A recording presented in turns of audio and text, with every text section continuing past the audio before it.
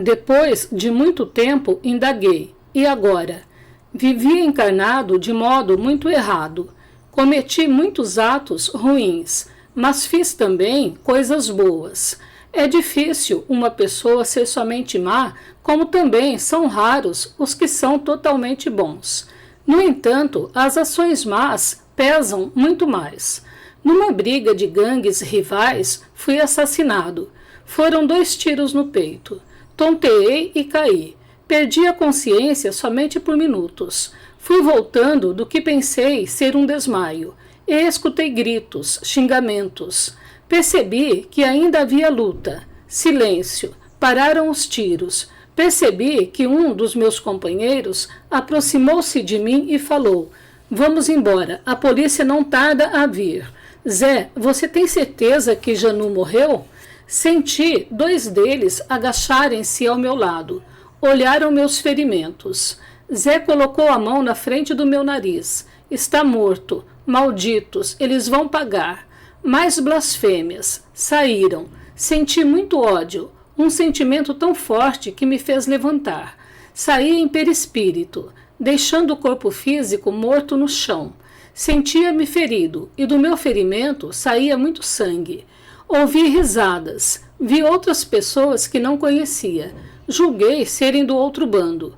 Um deles falou rindo: "Você está mortinho, boneca."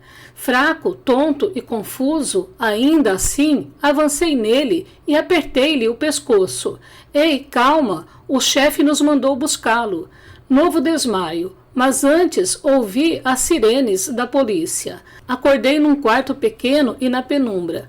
Olhei tudo. Havia somente a cama na qual estava deitado e uma mesinha. As paredes e a roupa de cama eram de cor cinza. No alto, uma minúscula janela. Achei que era de noite porque por ela entrava pouca claridade. Olhei para meu peito. Lá estavam os 2 furos sangrando, sem curativos e doloridos. "Oi, Janu, você está bem instalado?" Observei a visita. Não o conhecia e temi estar prisioneiro. Ia responder com xingamentos, mas aquele homem alto, magro e bem vestido não me deu tempo e falou: "Você não está numa prisão, mas sim num bom quarto descansando. Vou ajudá-lo a se lembrar. Trocaram tiros, você foi atingido e seu corpo morreu. Sobreviveu a essa tragédia. Está conosco, com muitos desses sobreviventes, ou seja, desencarnado numa cidade do além. Logo aprenderá a viver aqui." "Você é o chefe?" indaguei. "Sou chefe de muitos aqui, mas temos um comandante geral, um sujeito que é maneiro com os fiéis, camarada com o bando. Você vai gostar. Não vou sarar dos ferimentos? Você já viu alguém se curar num estalo?" "Não, então paciência. Fique aqui deitado. 2 escravas o servirão. Quer alguma coisa?" "Acabar com o bando rival. Sinto ódio deles." "Ótimo, ódio nos sustenta. Terá tempo para prejudicar seus inimigos." 2 mulheres me deram tudo o que queria. Os ferimentos doíam muito. Depois de 12 dias, aquele homem que veio me ver voltou novamente. "Venha comigo, Janu. Vou levá-lo à presença do nosso chefe." Ajudou-me a levantar e me colocou numa cadeira de rodas. Observei tudo curioso. Saímos da casa e vi uma rua estranha. Muitas pessoas andavam por ali. Achei-as esquisitas. Entramos num prédio luxuoso. Admirei-o, achando muito lindo, pois era do meu gosto. Exagerado, com cores fortes e muita ostentação. "Aqui é a sala de audiência", explicou meu acompanhante. Ficamos numa fila. Um homem muito bem vestido, calça e camisa combinando, estava sentado numa poltrona confortável e atendia as pessoas. Chegou a minha vez. Ele me observou e indagou: "Estão lhe tratando bem?" "Sim, mas ainda sinto muitas dores nos ferimentos." "Isso é simples de resolver. Pense que quer ficar bom." Colocou as mãos sobre meus ferimentos e os fechou. Levantei não sentindo mais dores. Meu companheiro sorriu e falou baixinho ao meu ouvido: Ajoelha e agradeça ao nosso chefe. Obrigado, senhor, falei ajoelhado. Agora que está bom, disse ele, fará parte da equipe que me serve. K mostrará tudo a você. Depois que estiver apto, irá nos servir. Pode ir. O próximo... Tive vontade de fazer algumas perguntas para entender o que me acontecia. O homem que me levou ali, que agora sabia chamar-se K, puxou-me. Saímos da sala de audiência. Indaguei. Onde estou? Quem é esse chefe? O que irei fazer? Você está numa cidade organizada pelos que estão fora da lei. Não da lei dos homens, mas do outro, de Deus. Aqui estamos bem instalados num local que se chama umbral, para não dizer inferno. Nosso chefe é um safado, vingador e de muitos conhecimentos. Vou lhe mostrar tudo, e aos poucos irá aprender o que deve ser feito. Como, quando encarnado, você já estava acostumado a viver com privações, em barraco, entre bagunça, malandragem e bandidos, não vai estranhar. Ele me curou, exclamei. Poderia ter feito isso assim que você chegou, esclareceu K, mas preferiu deixá-lo sofrer um pouco, como primeira lição. Tem conhecimentos aqueles que trabalham e estudam, mas muitos acham que somente os bons sabem das coisas. Nós sabemos, só que aqui é mais difícil de aprender. Gostamos mais de vadiar, farrear, e não se encontra fácil quem ensine. Aqui reina o egoísmo. Admiro o nosso governador, o chefão. Ele é poderoso e não gosta que lhe desobedeçam. Estava acostumado a obedecer. Havia tido muitos chefes. Prestei muita atenção no que via para aprender. Ali muitos sofriam, poucos mandavam e a minoria se divertia. Indaguei K. Por que uns sofrem aqui e outros não? Não se pode dizer que ninguém sofre nesse lugar. Acho que o mais certo é dizer que uns vivem melhor, outros pior. Você e eu somos ruins, e os que mandam aqui no umbral admiram os que são maldosos e que ainda não se arrependeram, pois, pelo que sei, o remorso vem, para uns mais cedo, para outros mais tarde. Eles, os chefes, necessitam de gente assim como nós, para servi-los. Protegem-nos, porém exigem que trabalhemos com fidelidade para eles e para a comunidade. E por que alguns são maltratados? Esses também não foram bonzinhos, K me explicou, porque se fossem, estariam em outros lugares. É merecido o castigo que lhes damos. Alguns não servem para fazer parte da equipe, não gostam de obedecer e muitos são hipócritas demais. Não se pode confiar. Outros estão sofrendo aqui porque temos muitas queixas deles. Aqui também fazemos justiças. Tiraram dos pobres ou, podendo, não praticaram a caridade. Justiça? Exclamei espantado. Por que não? Se achamos que a pessoa necessita sofrer, fazemos com que sofra. Não existe Deus para isso? Perguntei. K riu e depois me esclareceu. Nas leis das pessoas boas, é um ajudando o outro. Aqui é o contrário, nós castigamos. Mas não se preocupe nem tenha dó. Se não merecessem, não estariam aqui, e não conseguiríamos maltratá-los. Com o tempo, você verá que muitos, ao se arrependerem com sinceridade e querendo melhorar, são levados pelos bons que entram em nossa cidade. No entanto, sofrem porque merecem. Adaptei-me facilmente. Fazia o meu trabalho da melhor maneira possível. Continuei cometendo maldades a outros desencarnados e encarnados. Um dia nosso chefe sumiu. Houve muitos comentários, que não fora cauteloso e os desencarnados bons o pegaram, ou fora preso pelos grupos rivais. Falavam até que ele desistira de sua posição porque se cansara. Outro passou a ser o chefe. Estávamos sempre brigando entre nós mesmos ou com os outros. Tinha de estar o tempo todo alerta e nunca confiava em ninguém. Recebemos em nossa cidade um folheto de outra localidade do umbral, dizendo que precisavam de desencarnados que gostavam e tinham talento para escrever. Interessei-me. Desde que chegara ali, não escrevera mais, mas quando garoto, na escola, fazia boas redações. Gostava de escrever cartas e textos. Resolvi ir e me informar direito o que eles queriam. Gostei do lugar e de todos. Desejei fazer parte desse grupo e pedi para meu chefe, que autorizou. O que mais gostei foi que ali, naquela pequena cidade, não fiquei sob domínio de ninguém. Éramos autônomos, denominávamos-nos camaradas. Não tinha de obedecer a tantas ordens. Passei na prova de redação, fui aceito e comecei a estudar. O objetivo era instruir encarnados ou usar da mediunidade deles para narrar o que a organização queria.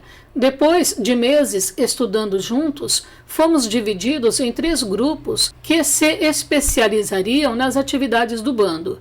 Na primeira turma ficaram os que iriam instruir ou usar da mediunidade para incentivar a vingança, ódio, brigas e endeusar o sexo. O segundo grupo se especializaria em desanimar e levar descrença aos que poderiam vir a ser e os que estavam sendo úteis. Passei a fazer parte do terceiro. Nosso aprendizado era mais sutil. Iríamos enganar, iludir para tentar levar divisão e confusão dentro da doutrina espírita, que era um campo fértil a eles por ter muitos médiuns. Para fazer isso, tivemos de ler muitos livros espíritas. Compreendi o porquê de os moradores do umbral quererem combater o espiritismo. Os livros narravam o que acontecia com as pessoas que tiveram o corpo físico morto. Para nós era desagradável ler tantas coisas sobre Jesus e sobre o Evangelho, mas o estudo era necessário, tínhamos de fazê-lo. Vocês têm de saber o que eles sabem, somente se engana com perfeição dominando o assunto. Dizia nosso orientador que não gostava que o chamássemos de chefe. Alguns dos que estudavam conosco sumiram no decorrer do curso. É o perigo que corremos, esclareceu o orientador. Por mais que escolhamos nossos trabalhadores, há desertores. Quero pessoas capazes de enganar, odiar e camuflar esse ódio. Quero os fingidos. Terminamos o curso com uma turma bem menor, mas os que concluíram estavam treinados, com conhecimentos e vontade de atingir os objetivos. Nosso orientador não forçava ninguém e não se importava com os que deserdavam. O trabalho é bem feito quando se faz espontaneamente, dizia ele. Passamos a observar encarnados que seriam ou que queríamos que fossem nossos instrumentos. Agora vocês escolhem por quem querem se passar. Leiam com atenção tudo o que essa pessoa escreveu. Imitem seu estilo. Vão para perto dos médiuns, psicógrafos. E boa sorte, recomendou nosso orientador. Todos nós escolhemos nomes importantes e conhecidos. Para enganar melhor, modificávamos até o perispírito. Não tem graça imitar desconhecidos, nem dá para fazer isso. Nosso grupo adquiriu a forma de pessoas respeitadas, e lá fomos nós colocar em prática o que aprendemos. Fomos enganar. Fui todo entusiasmado. Na primeira tentativa me dei mal. Aproximei-me de um jovem que começava a treinar a psicografia. Ditei a ele uma mensagem bonita, propondo um trabalho diário para escrevermos um livro. Ele duvidou do nome do espírito que assinei. O moço deu a mensagem ao pai, que era um espírita estudioso e cauteloso, para ele analisar. Descobriram a fraude e fui repelido. Conforme soube depois, o mentor dele permitiu que eu me aproximasse desse encarnado e ficou feliz com a prudência de seu pupilo. Aquele jovem não seria enganado. Na segunda tentativa, fui melhor. Aproximei-me de uma médium. Fiquei meses observando-a. Ela frequentava um centro espírita onde pouco se estudava e achavam que dificilmente seriam enganados. Quando escrevi por intermédio dela e assinei um nome conhecido e respeitado, ela se empolgou. Sentiu-se importante. Já se via dando autógrafos e todos a respeitando. Mas era uma pessoa preguiçosa. Queria tudo pronto. Não tinha tempo para se dedicar ao trabalho de psicografia e dava muitas desculpas. Desisti. Não tive paciência de enganar essa médium. Alguns da minha turma estavam se dando bem, outros não. Muitos encarnados não se deixavam enganar por não serem vaidosos, por analisar e indagar o porquê de um espírito conhecido escrever por seu intermédio. Além disso, também davam esses escritos a pessoas que entendiam de literatura, principalmente espírita, para analisarem. Outros foram enganados para a alegria do nosso orientador, que sabia que esse trabalho daria frutos de separação e discórdia. Achei interessante visitar uma pessoa que já trabalhava com a psicografia. Pelo menos esta não era preguiçosa. Aproximei-me, fui tratado com educação, mas não deu para enganar. Ela orava demais, e era uma chatice ficar perto dela. Suas preces me incomodavam muito. Vendo que ia fazer um livro com muitos convidados, pedi para escrever. Queria contar aos encarnados que a desencarnação de pessoas más pode ser prazerosa, e que viver fazendo mal tinha vantagens. A médium me respondeu que quem coordenava seu trabalho era seu mentor desencarnado, que se quisesse escrever deveria falar com ele. Ao desejar comunicar-me com ele, vi-o, estava ali o tempo todo. Fiquei nervoso, mas disfarcei. Esse espírito aproximou-se de mim e apresentou-se. Chamo-me Antônio Carlos, que Jesus esteja com você, Januário. Poderá escrever, ou seja, ditar sua história, desde que assine seu nome. Mas, como todos os convidados, você terá de fazer um breve estudo em uma de nossas colônias. Ele sabia o meu nome e com certeza sabia muito mais sobre mim. Fiquei de pensar. Passei dias rodeando a médium. Ela não teve medo, acho que nem se importou. Fiquei curioso para saber como era esse estudo e como seria a colônia deles. Aceitei. Antônio Carlos me levou à colônia, à casa do escritor, onde, segundo ele, desencarnados que queriam escrever por intermédio dos médiuns vinham aprender. Olhei tudo curioso, mas disfarcei fingindo não estar interessado. Achei-a simples, porém encantadora. Impressionei-me com a fraternidade que ali existia e a forma carinhosa com que se tratavam. Antônio Carlos me deixou numa sala com 12 alunos. Todos me cumprimentaram. Ninguém me indagou sobre nada, e o primeiro encontro transcorreu normalmente. Estava resolvido a enganá-los. O assunto estava interessante, prestei atenção e participei. Quando a aula terminou, ao sair da sala, encontrei com Antônio Carlos, que estava me esperando e me trouxe de volta. Compreendi que não conseguiria ir a essa colônia sozinho. Não a acharia. Isso me chateou. Antônio Carlos, todos os dias, me esperava num local, levava-me à colônia e me trazia de volta. Nas primeiras aulas, tudo bem, deu para fingir, mas percebi que já não estava fingindo, estava gostando. Seriam 10 lições. Na 7ª, pedi a Antônio Carlos: vamos sentar aqui um pouco? Sentamos num banco do jardim da colônia. Ele ficou quieto. Comecei a chorar. Nunca havia chorado daquele jeito, tão sentido e dolorido. Sofria. Ele esperou que chorasse, o que fiz por minutos. Depois me olhou com carinho. Foi então que temi e indaguei apreensivo. E agora, caminhe, mude o rumo de sua vida, respondeu ele bondosamente. Fiz muito mal. Como será a minha colheita? Quando nos preparamos para a colheita, sabemos que irá ser trabalhosa. O trabalho no bem facilita.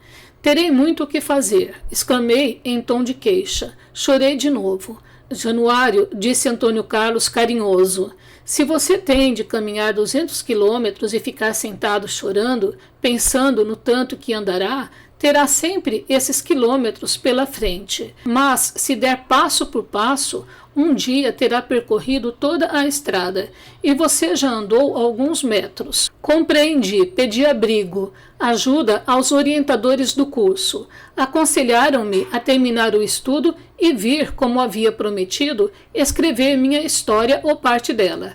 Antônio Carlos, meu novo e sincero amigo, levou-me a uma outra colônia, onde existe uma escola especial para desencarnados que foram imprudentes a ponto de serem taxados por eles mesmos de trevosos. Ali eram educados, recebendo a orientação de que necessitavam. Gostei demais do que vi, de todos, e quis com sinceridade frequentá-la. Escrevo hoje no dia em que se comemora um feriado na cidade onde a médium mora, a Nossa Senhora, Maria, Mãe de Jesus. Orei muito para ela me dar forças e conseguir mudar minha forma de pensar e de viver. Sei que terei de me esforçar para me modificar. E foi depois de muito tempo de desencarnado que, angustiado e temeroso, indaguei: e agora, que faço? Ainda bem que recebi ajuda. Entendo que ninguém é perfeito e que o importante é cobrarmos de nós mesmos o que podemos fazer e não observar o que o próximo faz. Quando me aproximei pela primeira vez da médium, queria escrever uma coisa. Acabei escrevendo outra, pois compreendi que não estava bem como julgava. Ninguém é feliz contrariando as leis divinas, afastado de Deus. Não queria continuar fazendo mal. Então decidi parar de plantar maldade e me preparar para a colheita. Quero e desejo fazer essa colheita com trabalho. Agradeço a oportunidade que estou tendo. Fiz muito mais mal a mim mesmo do que aos outros. Januário. Explicação de Antônio Carlos. Januário teve uma desencarnação violenta. Sentia ódio do inimigo e lutava com rancor. Esse sentimento forte, o ódio, impulsionou-o, em espírito, a sair do corpo morto. Desencarnados que vibravam igual a ele, desligaram-no, levando-o para uma cidade do umbral. Se ele não tivesse se enturmado e ficado submisso, teria sido preso ou se tornado um escravo. A desencarnação para Januário, de imediato, não mudou muito sua forma de viver e agir. No umbral, os chefes que lá moram costumam agir de forma que seus companheiros sofram, para depois ajudá-los. Isso tudo para que tenham medo e sejam obedientes. Muitos livros espíritas têm descrito as cidades do plano espiritual. Bonitas e agradáveis são as moradas dos bons espíritos, ou daqueles que querem melhorar. Confusas, barulhentas e não tão bonitas são as moradas dos que preferem trilhar o caminho da maldade. Lá também vivem os imprudentes, que são maltratados. Normalmente, os que fizeram vítimas, que não lhes perdoaram. Os que se denominam moradores fingem estarem bem e são alegres. Há os que mandam, e a maioria tem de obedecer às leis, que normalmente são cruéis. Nessas cidades, vemos muitas coisas estranhas, que não diferem muito de certos lugares da Terra, onde os encarnados vão para usufruir paixões e vícios. Nós os vemos vestidos de muitos modos. Há os que se vestem acompanhando a moda dos encarnados. Januário, na primeira vez que veio nos visitar, estava todo de branco, talvez por tentar se passar por outra pessoa. Depois veio vestido de preto. Acabou, por último, vestindo-se de roupas claras e simples. Somente alguns se vestem de forma muito estranha, e os motivos são quase sempre tentar assustar ou amedrontar quem os vê. Januário viveu muitos anos no umbral. Pedi a ele que não escrevesse o que fez. Errou muito. Convidei-o a fazer o curso. Queria que ele conhecesse outra forma de estudar a literatura e que conhecesse desencarnados bons. Deu resultado. Todos, professores e alunos, sabiam o porquê de ele estar ali e ajudaram-no.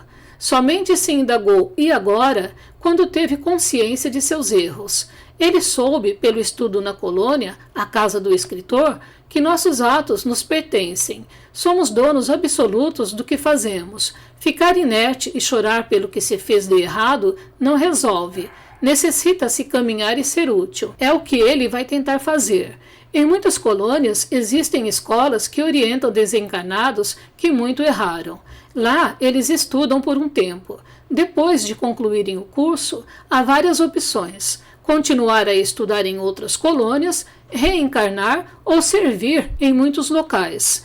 Desde que esse desencarnado, que se denomina orientador, fundou no umbral uma escola para literatos, nós da colônia A Casa do Escritor sabemos e os temos acompanhado de perto. Temos nosso livre-arbítrio, eles também.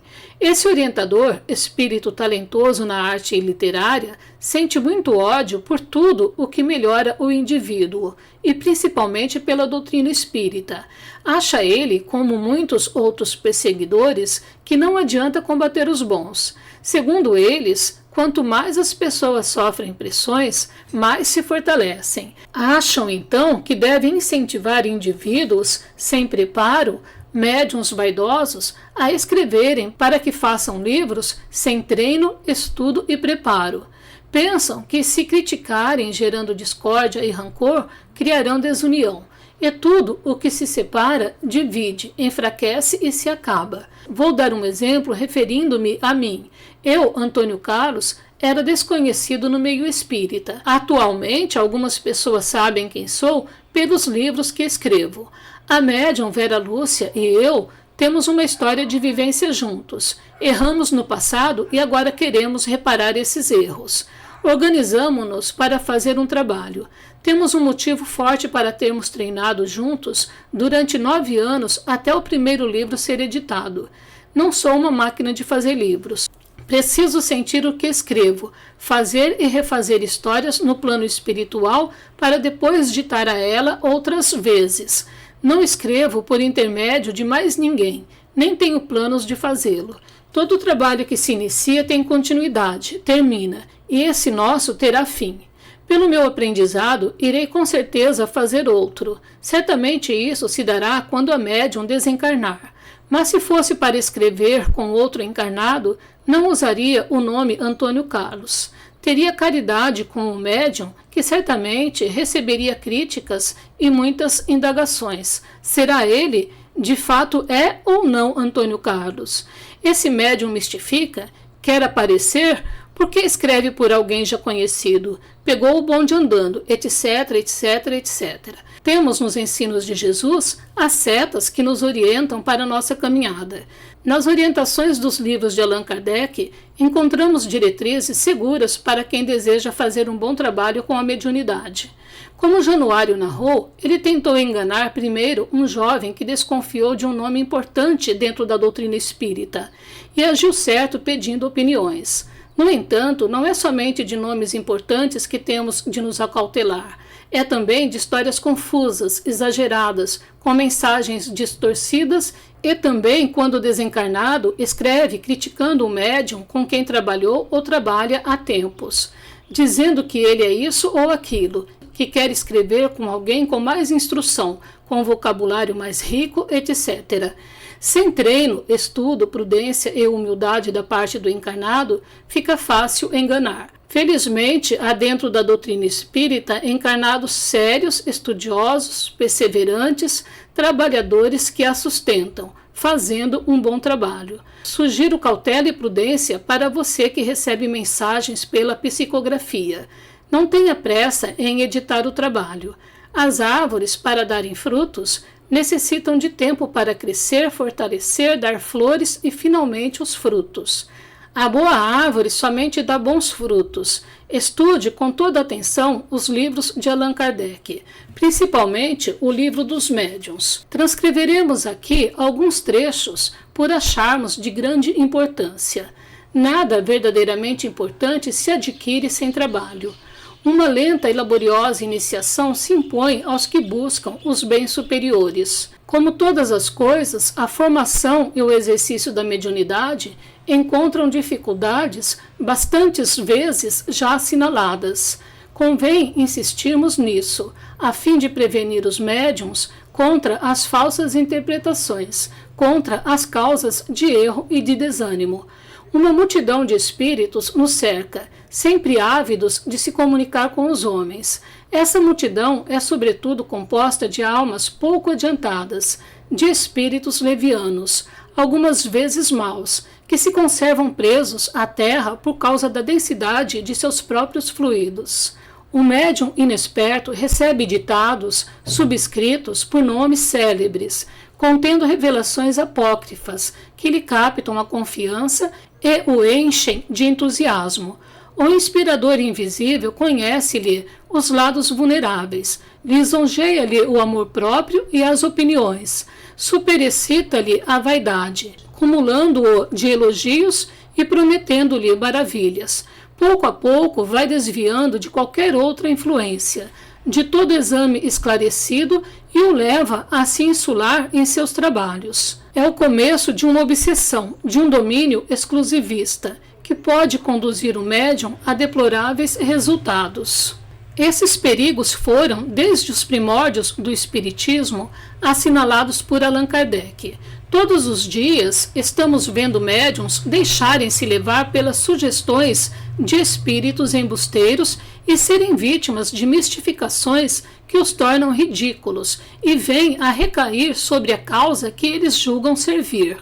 A boa mediunidade se forma lentamente, no estudo calmo, silencioso, recolhido, longe dos prazeres mundanos e dos tumultos das paixões. Caro leitor amigo, espero que medite sobre as histórias verdadeiras que leu, que possa ter uma mudança de plano tranquila e não se apavore ao se defrontar com a desencarnação, que é a resposta à indagação, e agora traga-lhe paz, e que tenha o merecimento de estar entre os bem-aventurados, os que escolheram o caminho estreito, mas que o levará a uma sobrevivência harmoniosa. Tenha sempre em mente, somente você pode desfazer o que fez de errado e fazer o bem que ainda não fez.